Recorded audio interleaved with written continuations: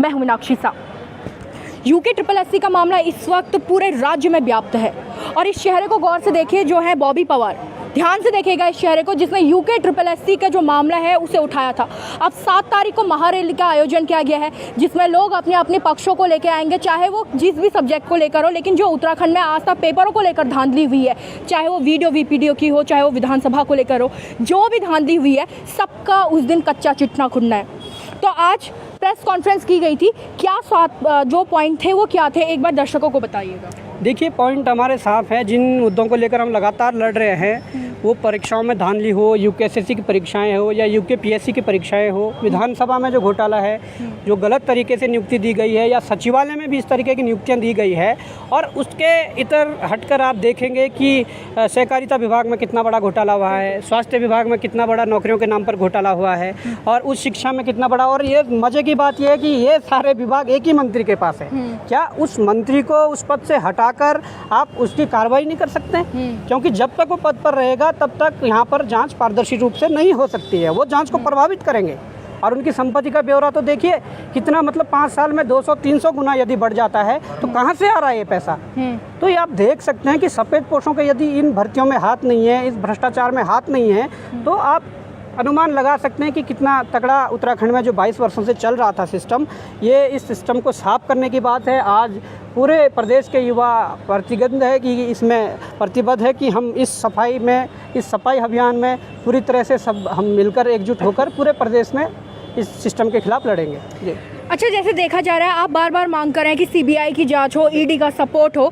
STF भी तो बड़ा ज़बरदस्त तरीके से काम कर रही है। अब तक 34 लोगों को उन्होंने गिरफ्तार कर लिया, तो STF अपनी तरीके से तो बहुत ज़बरदस्त काम कर रही है। फिर ऐसे में CBI की ज़रूरत क्यों पड़ेगी? नहीं, ऐसे मतलब इसमें कोई दो राय नहीं है कि STF अच्छा काम नहीं कर रही है। STF के काम के आज सब कायल है।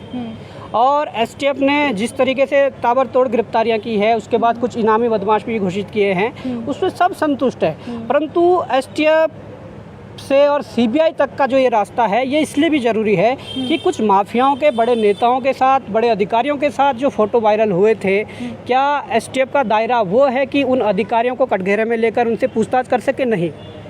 क्या उन STF के लोगों का ये दायरा है, या STF टीम का ये दायरा है कि किसी मंत्री या मुख्यमंत्री या किसी विधायक को कटघरे में लेकर उनसे पूछताछ कर सके? नहीं।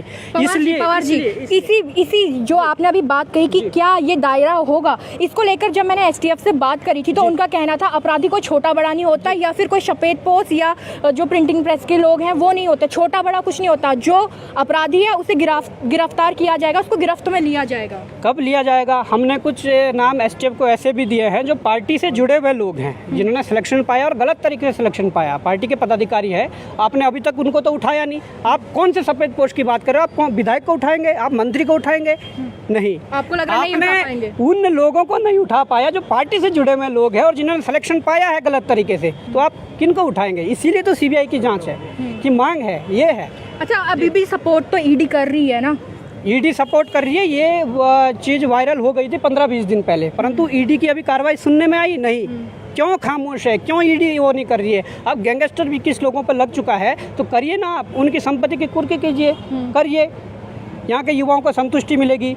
यहाँ जिनकी प्रताड़नाएं जिन्होंने झेली है, उनको सुकून मिलेगा कि ठीक है, इन माफियाओं के उसकी कुर्की हो रही है संपत्ति की। जी।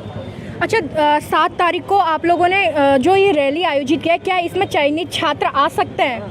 क्योंकि वो आपसे खार खा के बैठे हुए हैं। सही बात है। अभी उनकी जो रैली निकली थी उसमें आपने अपने लिए आक्रोश देखा होगा। उनका कहना है कि आपने एक गैंग तैयार की है, उसमें कुछ मीडिया चैनल्स भी आपको सपोर्ट कर रहे हैं, और उन गैंग के तहत आप जो ये परीक्षा है उसको रद्द कराने का काम कर रहे हैं। देखिए, गैंग का मतलब और गैंग की परिभाषा क्या होती है? गैंग तो वो है जो आज पकड़े जा रहे हैं। गैंग वो है जिन पे इनाम घोषित हो गया है, इनामी बदमाश बने हुए हैं। और गैंग का मतलब ये नहीं है कि गैंग तो ये सरकारें भी है जो 22 वर्षों से चला रहे थे, इतने कचरे को, इतने करप्ट सिस्टम को जो चला रही थी, ये गैंग है। हम तो एक आवाज़ बुलंद की है हम लोगों ने सिस्टम के खिलाफ लड़ने को। अगर किसी की मानसिकता ये है कि वो हमें गैंग कहकर या किसी दूसरे नाम से कहकर प्रसारित करे, तो उनकी अपनी मानसिकता है। और ऐसे लोगों की मानसिकता के ऊपर फिर ऊपर वाले का ही हाथ रहता है कि क्या होना है क्या नहीं होना है। हम तो बस आदमी जो व्यक्ति होता है उसका व्यक्तित्व में उसका ईमान जो है, ईमान धर्म सही होना चाहिए, उसके अंदर जो ईमानदारी है वो बची रहनी चाहिए। उसके बाद मुझे लगता है कि सब जो आपके रास्ते खुलते लड़ते जाएंगे। इस लड़ाई में यही हो रहा है। हर दिन जब भी हमें कुछ ऐसी मुसीबतों का सामना देखने को मिल रहा है कि मुसीबत अब आ सकती है या इस तरह की वो हो सकती है, तब ना ऊपर वाला कुछ ना कुछ रास्ते खोल के ही दे रहा है। बॉबी जी, एक चीज़ आप बोल रहे हैं कि रास्ते खोल के दे रहा है, लेकिन चयनित छात्रों का ये कहना है कि ऊपर वाले और आपने मिलकर उनके रास्ते बंद कर दिए। जहाँ जिस घर में मिठाइयाँ बांटी जा रही थी, अभी मातम मनाया जा रहा है, हो सकता है उनकी एज पूरी हो गई हो। इस तरीके के बहुत सारे आरोप उस दिन रैली में आप पे भी लगे हुए हैं। देखिए, एज पूरी हो गई हो तो मैं कहना चाहता हूँ, अगर ये री एग्ज़ाम होता है तो उनको एज अगर पूरी भी हो गई हो तो उनको इस एग्ज़ाम में बैठने का मौका दिया जाएगा। इसमें बैठने का मौका दिया जाएगा, क्योंकि ये कानून कहता है, ये हमारी नियमावली कहती है कि अगर परीक्षा रद्द होती है तो जो उसमें अभ्यर्थी थे वो अभ्यर्थी फिर से दोबारा परीक्षा दे सकते हैं, चाहे वो एज लिमिट क्रॉस कर गए हों।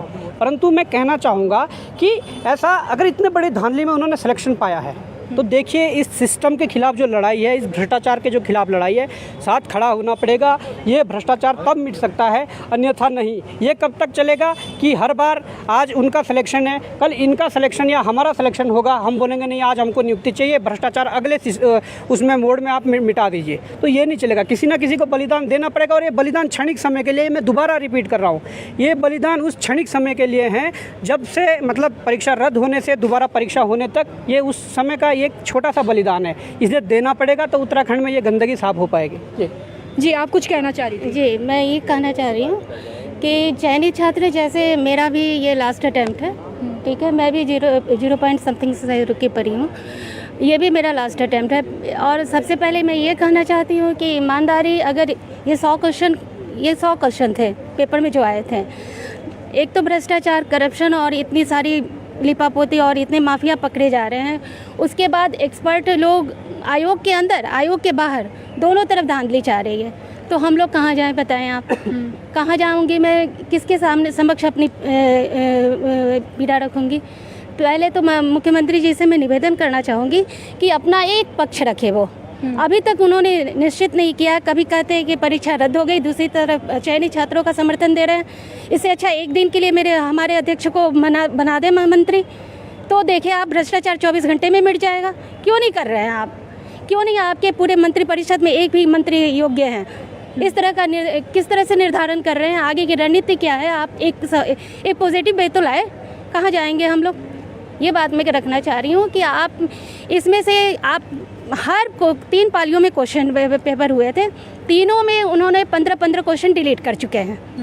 और ऐसे क्वेश्चन में आपके, अगर सभी कॉन्स्टिट्यूशन और लॉ एंड ऑर्डर पढ़े होंगे, शिफ्ट बी की क्वेश्चन है ये। उसमें एक क्वेश्चन था, मैं एग्जांपल दे रही हूँ आपको, कि अनुसूचित जनजातियों को किस अनुच्छेद में रखा गया है। ये आंसर था 338A में ये है, और इन्होंने दिया है 342। आप बताइए, वहाँ पे आप लोगों ने पढ़ा होगा संविधान, तो बताइए कहाँ ये किस अनुच्छेद में है? 342 में है कि 338A में है? तो इस तरह से बजेंद्र पाल के क्वेश्चन, कितने सारे ऐसे डाउट है। कब तक हम लोग यूं ही इधर उधर भटकते रहेंगे? आप बताइए। एक हम लोग को समर्थन मिला बॉबी भाई जी का, इनके पदचिन्ह पे हम लोग जा रहे हैं, फिर भी कोई साथ नहीं दे रहा है। मंत्रिपरिषद मंत्री जी अभी तक मौन है, कभी कुछ डिसीजन लेते हैं, कुछ डिसीजन लेते हैं। आप इस्तीफा दे देना। क्यों आप इधर से उधर भ्रमित कर रहे हैं लोगों को? एक पक्ष निर्णय दे ताकि हम लोग भी उसी रास्ते में जाए, या तो पढ़ाई छोड़ दें। सही बात है, हम लोग पढ़ाई छोड़ देते हैं, आ जाते हैं सीधे घर पे बैठ जाते हैं, बेवजह तो नहीं। देखिए, ये गुस्सा जो है वो लाजमी भी है, क्योंकि जब आप इतनी मेहनत करते हैं, इतना संघर्ष करते हैं, उसके बाद परिणाम ये होता है कि आपकी परीक्षाएं रद्द हो जाती है, क्वेश्चन के आंसर्स गलत निकल के आते हैं, आपकी परीक्षा संदेह में आ जाती है, उसमें बिचौलिया बीच में होता है।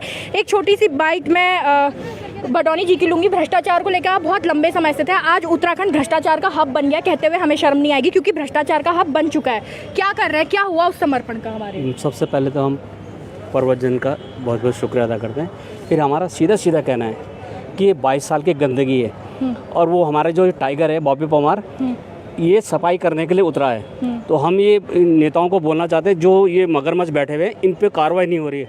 मुख्यमंत्री धामी जी से हमारा सीधा कहना है, धामी जी अगर आपने किसी को बचाने की कोशिश करे तो रोडों में क्या हाल होगा ये आप भी देखोगे, और ये पूरा उत्तराखंड देखेगा। बिल्कुल। मैं उत्तराखंड के सारे बच्चों से बोलता हूँ, ये 17 तारीख को इनको दिखा दो, इनकी 7 तारीख को, ये 7 तारीख को परसों दिखा दो कि उत्तराखंड का जो युवा रोड पे निकलता है तो इनको सबक सिखाने के लिए हम तैयार बैठे हैं। हम इनके साथ जान से जान देने को तैयार हैं, लेकिन इन भ्रष्टाचारी को उत्तराखंड में हम सहेंगे नहीं, बिल्कुल नहीं सहेंगे। तो जो बात अभी लगातार की जा रही है, भ्रष्टाचार का हब उत्तराखंड बना है, अब उसको सफाई की ज़रूरत पड़ गई है। और ऐसे में सारे युवाओं का ये अधिकार है और ज़रूरत भी है कि अपने इस गंदगी को साफ़ करो, क्योंकि ये गंदगी कहीं ना कहीं हमसे शुरू हो रही है। हम जैसे युवाई प्रलोभन में, लालच में पैसे दे रहे हैं। अब भाई क्या ज़रूरत है अगर आपकी मेहनत है तो? ये चीज़ें सोचने की ज़रूरत है कि इस तरीके से एग्ज़ाम अगर किए जाएंगे तो मेहनती छात्रों का क्या होगा। तो फिलहाल आप बने रहिए और 7 तारीख को जो महारैली होगी वहाँ से आपको कवरेज दिखाएंगे। तब तक आप बने रहेगा परवत जन डिजिटल के साथ।